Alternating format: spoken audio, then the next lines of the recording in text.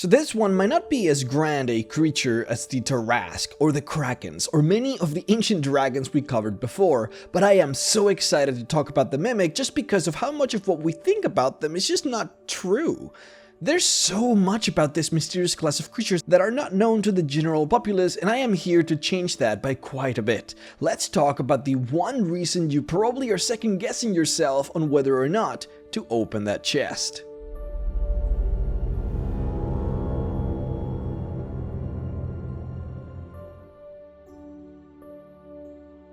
First, as always, let's look at the monster manual entry for the creature and see what we're actually told for this monster.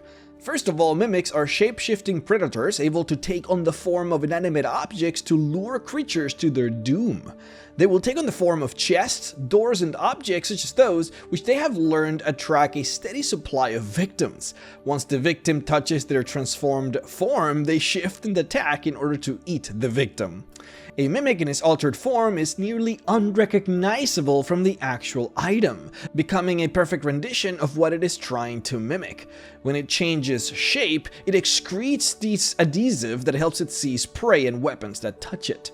It says here that the adhesive is absorbed when the mimic assumes its normal form and on parts the mimic uses to move itself. Lastly, on the last paragraph, we're told that they live and hunt alone. Although most mimics have only predatory intelligence, a rare few evolve greater cunning and the ability to carry on simple conversations in common or undercommon. Interesting. Such mimics might allow safe passage through their domains or provide useful information in exchange for food. We also have a slight tidbit here as we are shown that they are immune to acid damage, but there you go. That is the Mimic for 5th edition. We're shown a badass picture of your traditional mimic in chest form, with eyes and a mouth to boot. Though no look on how the creature might actually look on its normal form. But hey, without skipping a beat, let's just go ahead and talk about what the monster manual does not tell you about mimics. First and foremost, let's talk about the actual mimic creature. That is, no transformations, no color changes, nothing. What is that creature and how does it look like?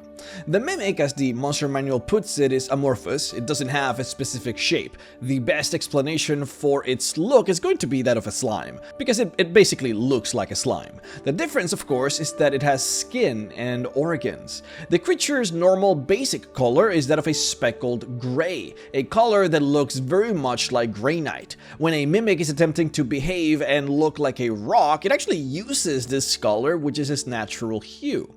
The skin layer of the mimic is hard and actually feels somewhat like stone. It's rough to the touch. The inside, however, once you go deeper than the outer layer of the skin, it actually becomes soft, and in here is where you would find all the normal organs of the creature. Its heart, its digestive system, the whole thing. Now, one of the most important organs for the mimic are these muscular organs that serve as both bags and pumps. You will find them scattered across the body of the mimic, and what they do is they hold a brown liquid that works as pigmentation for the creature. When the mimic wants to change color, the muscular organs will squeeze the liquid from the inside of its body towards the outer layers of the skin using the blood vessels. What happens is the capillaries on the outer layer of the skin will fill with this liquid. Then the capillaries will stand out, brownish and wrinkled in a pattern that resembles wood grain. Now this is what the mimic does in order to appear as wood on the outside. And when it wants to revert back into its normal color, it'll do so by using a form of external contortion. The mimic will appear to wriggle and twist all over as it empties its capillaries of this liquid, returning back to its traditional gray color. So as you can see, the process for the creature to change colors is just not actually magical at all. There's no transmutation magic happening here. But what this also means is that the range of things that the mimic can actually convert to is actually quite limited. The mimic, for the most part, can only really do either gray stone using its natural color or wood grain using its pigmentation process. Anything else that it might have to rely on being clever with its body or with materials that it might find around. Though you might be interested to hear that the ichor of the mimic, which would be a combination of its blood and the pigmentation liquid, is actually used for polymorph potions and could be worth quite a bit to interested alchemists. We're also told that the internal organs for the Mimic are also worth a pretty penny, as parts of it are used for perfumes in the Forgotten Realms, whereas some of its other organs are considered tasty delicacies in some cultures. Now, this is the part that I think most people don't actually know, but the thing about the Mimics is that they are large creatures, like very large. A standard Mimic actually weighs about 2 metric tons. That is, a standard Mimic weighs about 4,500 pounds. That's about the weight for a rhinoceros, or about 5 blacksmith anvils put together. Certainly enough to be over the weight limit for a standard elevator. If a Mimic drops on you, I mean, you're dead. The glue that the creature produces is also supposed to be incredible, literally because of how heavy the monster is. Keep in mind that a Mimic can hang from a ceiling perfectly using its adhesive, and considering the glue is supposed to hold its weight without fail, and it does, well, I mean, good luck getting unstuck from it is what I'm saying. In the 5th edition Monster Manual, we're given a really weird stat block for the Mimic, considering that all it takes is an average roll to be able to get off the glue. But in previous editions, we were told that only the strongest of warriors would be able to have a chance at getting off the glue. I mean, you have to consider the fact that the glue can hold a 4,500 pound creature on the ceiling without falling. Well, you be the judge if your adventurer can simply pull itself out of it. Good luck. Now, actually, there is a way to get out of the glue that the Monster Manual does not tell you. Alcohol. It is very explicitly stated that alcohol counteracts the effects of the glue, which is the only way of eliminating the adhesive out of the body of a Mimic without actually killing the creature. Now, it is kind of random, but Mimics actually like alcohol, by the way. They don't get drunk off of it or anything like that, but they do seem to enjoy the flavor, and they get sustenance from it. You might not know this either, but the Mimic actually uses this glue that it secretes from its skin to move. See, even though the Mimic looks like a slime in its original form, it doesn't really slither like one. Remember, its skin is not slimy at all. It is actually rough and harsh. It feels like stone, so slithering is difficult. Instead, what it does is it swings itself around using its glue. It'll produce an arm, fill it with glue, stick it to a surface, and then drag himself over or swing himself over. The Monster Manual also doesn't tell you that the glue it secretes is not the only secretion it has. In actuality, the Mimic can also produce a liquid that smells like rotting meat, a liquid it uses to attract smaller, more common prey like rats. Now, we talked about the fact that the Mimic was huge, but I want to really convey how big they're supposed to be. It is described to us that the typical Mimic has a volume of 150 cubic feet.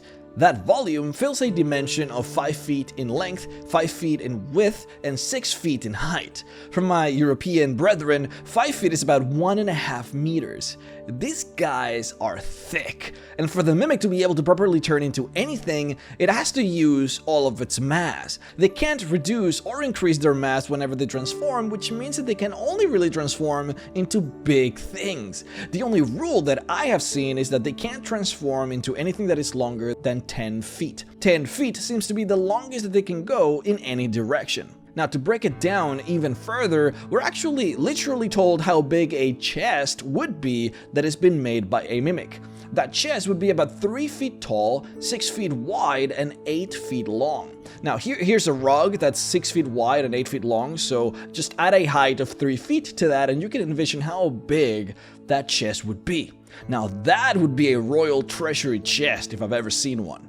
Now, the question becomes, so wait, aren't there any small Mimics? Well, yeah, there actually are some, but the reason for their existence is probably not what you think.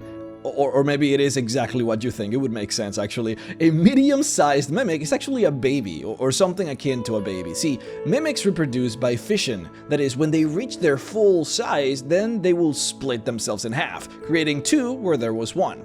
If you find a medium-sized Mimic, then it is probably one that just came out of a separation, and it is likely that you will find another one of its size somewhere in the dungeon as well, its brother. What's interesting about this is that it is not known whether or not a mimic actually ever stops growing the older it gets. Almost always, a mimic will split in half when it reaches a certain size, but there has been notable cases of mimics becoming so large that they literally become as big as houses, and when that happens, they end up pretending to be houses in order to attract prey. This seems extremely rare though, and even though we have seen those cases, we're not sure how they came to be. Generally speaking, you will only find mimics inside, whether it is in a dungeon or inside of a house. That's because the body of a mimic is filled with optical sensors that are sensitive to heat and light, and can detect such things even in pitch black darkness.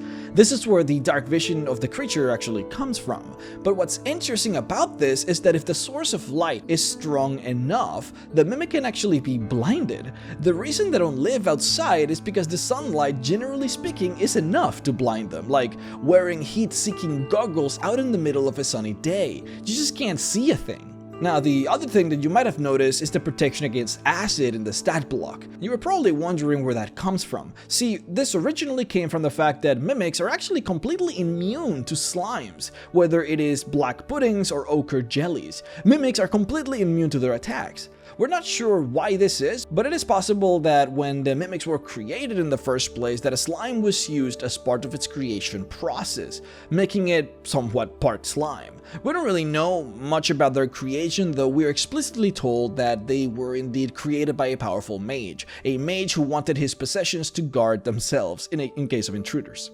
The name of this mage has been lost to history, but it is believed that all mimics actually come from this individual.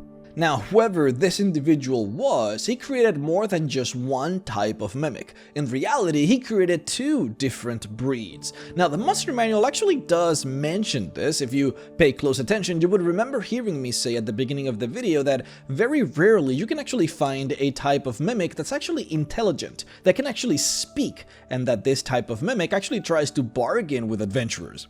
What the monster manual does not tell you is that this type of mimic is actually the most common. In fact, so common, it is literally called the common mimic. That's its name. The mimic that you are all more used to seeing, the one that's dumb, that can't speak, that will always attack you until it dies, that's actually called the killer breed. That breed tends to be bigger, so instead of having a volume of 150 cubic feet, they generally have about 200 cubic feet in volume. Now, technically speaking, those mimics are more rare than their counterpart, the common mimic. The common mimic is intelligent and will typically not fight you if it can instead trade with you. What's interesting is that the common mimic actually has its own language, one that it uses to speak to other mimics. It is believed that this language is a bastardization of the original language of their creator, of the wizard creator, though the language has been modified so much that it is impossible to tell anymore how it originally sounded. These intelligent mimics will allow you passage or might even tell you about the dungeon, but always in exchange for food. Do be careful though, because they are intelligent and can communicate, but that doesn't make them good. They're considered to be neutral creatures. Even if you have struck a bargain with the mimic, if at any point in time the mimic actually sees that you're weakened and vulnerable, it might just attempt to eat you regardless. To them, the only thing that matters is food and survival. And if you need to know, a good meal to them is 1 to 2 humans worth of food. A meal that should satisfy and should sustain a mimic for a couple of weeks before it needs to feed again. I would like to personally thank my Patreon supporters, Rukato Fan, Major Fail Gaming, Wyatt Curlin, Barry Maskant, 5E Magic Shop, Anthony Claes, Thraxeris, Toby Oliver, Dylan Baker, Zach Powell, Simon Hallman, and Meaty Ogre at Best for supporting me on Patreon at the $25 level. If you would like to support me as well, then please head on over to patreon.com/MrRhexx to support. Guys, thank you so much for watching. Make sure to, as always, watch the playlist for all of my D&D videos. They're all great, I promise you. Make sure to follow me on Twitter and leave me a comment down here telling me what you thought of the mimic and letting me know what monster you want to see next. I always read your comments, guys, alright? So leave those down there. Thank you so much for watching, and I'll see you all next time. Bye-bye.